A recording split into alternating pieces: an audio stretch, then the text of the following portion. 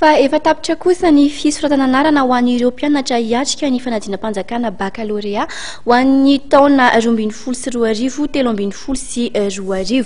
Mahakasika ny fotoana fanatanterahana an'izay moa raha ny fanazavan'ny tompona andraikitra dia ny sampana teknika no anomboka izany amin'ny 12 ny volana aogositra izao. Fanadihadiana misimisy kokoa.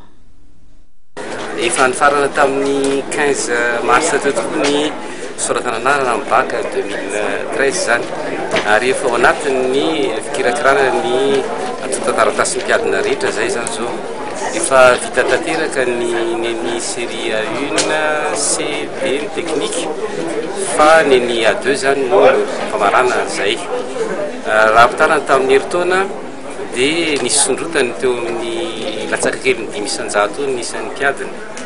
Fa ny zavatra tiana marina dia ny enina nisan'ny mpiadina teo amin'ny teknika, teo amin'ny A2 nisy fitombony teo amin'ny 2 teo, dia ny teknika ny enina teo amin'ny 300 teo.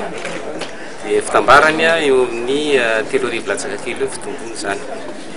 Ny anomboka zany zao ny saisie ny anaran'ny candidat rehetra satria efa vita ny vérification sy ny compostage zany hoe fanafanomezana numéro. Dia aorianan'izay moa zany vao mandeha ny resaka fanaovana ny convocation. Tsara marina fa ny EPS zany dia ny afarapara ny volana mai any no manomboka ho an'ny faritra manodidina, dia any amin'ny volana jona ny eto Antananarivo.